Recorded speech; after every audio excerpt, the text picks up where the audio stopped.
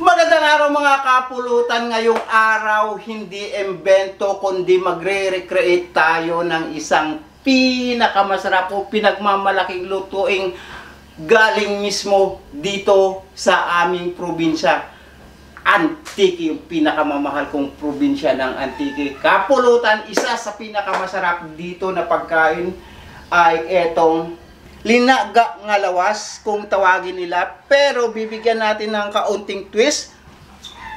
Linaga nga lawas pero lalagyan natin ng twist ng isang Ilonggo dish. Sasamahan natin ng beans. Kaya minsan tinatawag din nilang kadyas pag hindi pa dried. Tara, simulan na natin. Dito sa ating pressure cooker mga kapulutan, nakapagsalang na ako ng tubig dyan. Maglalagay lang ako dito ng beans. Kunti lang. At hahabok din mamaya. Ayan, madami yan. So, meron lang ako bawang, sibuyas, at saka luya. So, linagay nga lawas sa Antique mga kapulutan ay ito may kasama po siyang balat. So, ito ang tinatawag nilang kahig o lawas. Ilalaga natin. Gamitan na natin ng pressure cooker para mabilis po tayo. Bali, dalawang dish po ito mga kapulutan na pinagsama ko. Bali, Antiqueño tsaka Ilonggo in one. Lalagay lang ako asin.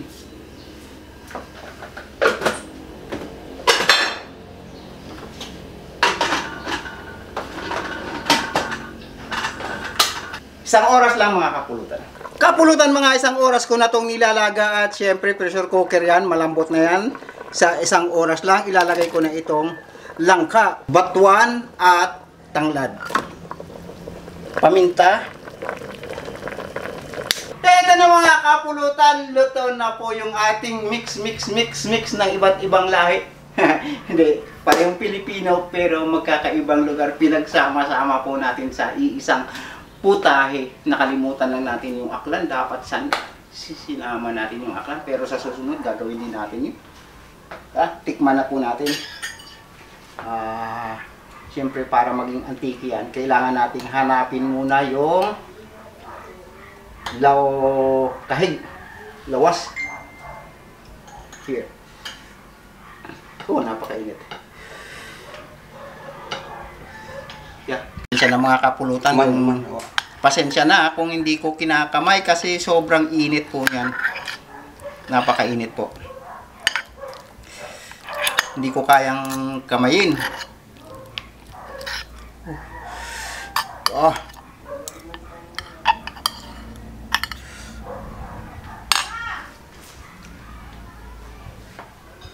Cheers.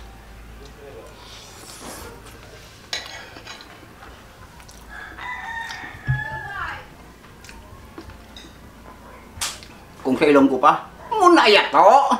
Muna yung magluto ka. Eh kung sa ano? Kung sa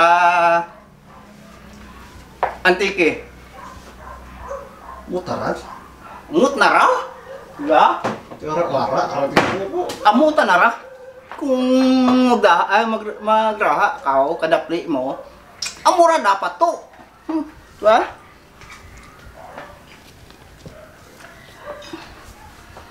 Ano pa ba? Kung siyempre sumsuman dyan, i-mix ko na lang yung Ilonggo karay. Te, mo dyan mo. Te, ano ito dyan? Wow! So I think pwede ko nang kamayin to.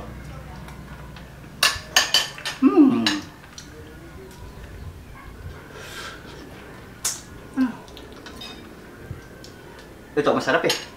Cartilage. Mga ugat-ugat na malalaki.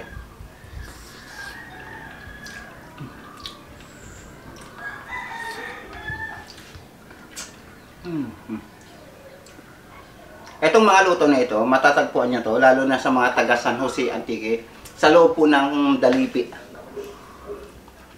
Palengke. Masasarap magluto dyan. Halos lahat ng pwesto merong ganito. Malalaking kaldero. Oo, malalaking kaldero. May lumatot. Kumain na tayo yun, di ba? Kasama si Migo Andong. Tama ba? Si Migo Rande. Lawas. Si, Maluwas. kasama ko si Barangay Tanod. Barangay Tanod. Mm. Oo, kasama mo si Barangay Tanod.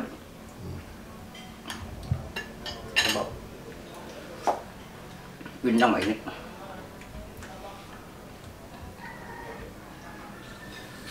Pag kinain mo siya, malagkit-lagkit, no? Oo. Basta Malaki. sa paa. Yun ang masarap. Parang naglalaway din ako eh. Mamaya na ako. Isa sa mga paboritong pagkain ni Matit itong Ay, nako! paa ng baka. Nasabi ko sa'yo, Master. Tuwing Biyernes yan, ganito lagi sa kanya. Mm. Basta Bernes, baka. Hindi yan kakain dun sa kanila. Siyempre, alam ko ni baka. Shout out natin yung tito ni Matit na mahilig sa baka. Tok Noel! Natatawa tuloy ako. Shout out, siyempre. Buto-buto yan kay Tok Noel na may mais. Oo. Ayan talaga yan sa umaga. Sabi ko nga minsan, baka na nato. Bernes, tsaka sigurado. Nako. Pero pagka ganito, yung pata ng baka, ay sos, si Migo Matit, hindi makakahindi yan. Gustong gusto niya to. Di ba pag sa Manila naman, pag Biyernes, munggo. Nagmumunggo sila. Ginisang munggo, tsaka Chicharon baboy. Ganun. inihaw, piniritong galunggong. Ganun pag Biyernes. Partner, pag Biyernes sa Maynila. Pag sa atin, Pag sa atin naman, baka. baka. Bakit ganun kaya, no? Eh, magkakaiba yan eh. Sa Manila kasi, araw-araw may baka. Sa atin, ang baka naman is Lunes at saka Biyernes lang.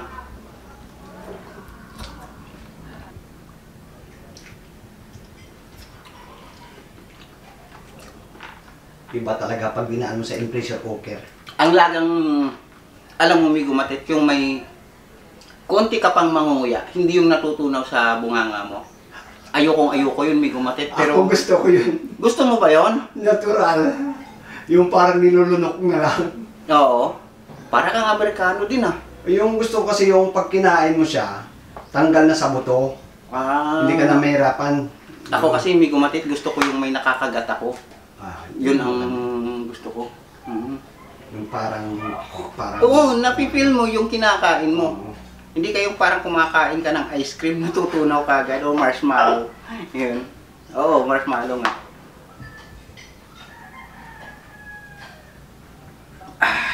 Oh, ano nangyari sa likod mo? Bakit walang light? Shoutout, akil ko, brown out. Burn out na naman. Kagabi brown out. Push, grabe ang init. Nag-brown out pa.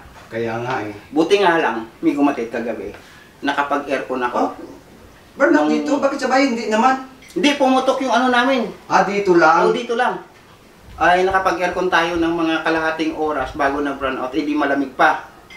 So, wala tayong naging problema. Pero siguro mga 1 oras din na nag-brown out, may gumatid. Langka. Sabay natin ng langka.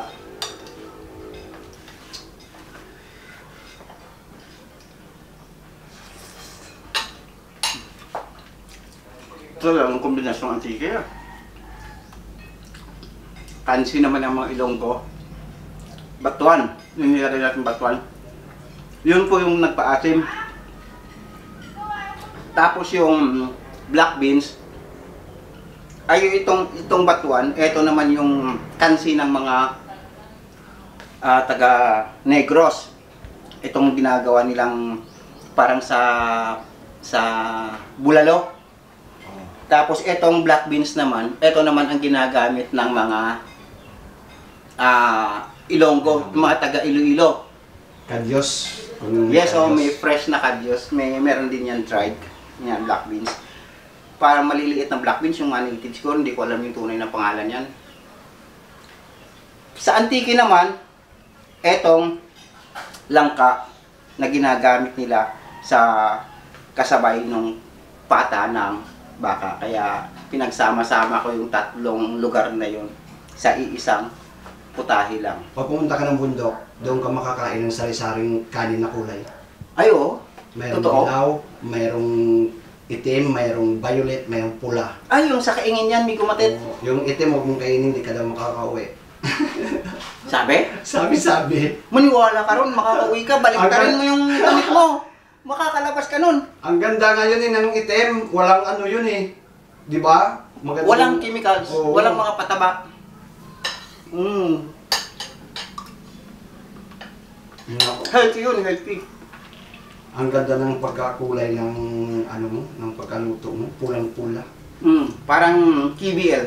Oo. Ganyan na itsura ng KBL na lasang siyempre, kansi. Oo. Yung ano kasi, yung kadyos, violet yun eh. Oo, Violet. bayit ang kulay niya. Tapos inasiman natin ng batuan, which is Yan talaga ang perfect Oo. ng batuan. widely used yan sa, dito sa lugar namin. Lalong-lalo na sa Bacolod, sa Iloilo, sa Capiz. Ay, nga pala din natin nasali ang Capiz next time. Capiz at Aklan naman yung pagsamahin natin. May naiisip na ako ngayon pala, may kumatit, kung ano yung gagawin natin para naman sa Capiz at Aklan na naiwan natin. Pasensya na po sa mga Capiz nun, sa pamilya ko sa Capiz.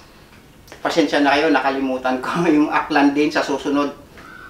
Sama-sama po kayong dalawa ng Capiz. Buong panay na. Gagawa po kayo ng recipe. Buong Hindi, panay. dalawa na lang sila. Dalawa Para na. mabuo na natin, dalawang episode. Ay, sige, pwede. Pwede? Pwede. Pwede. Sige. Yan, maraming salamat mga kapulutan sa susunod ulit.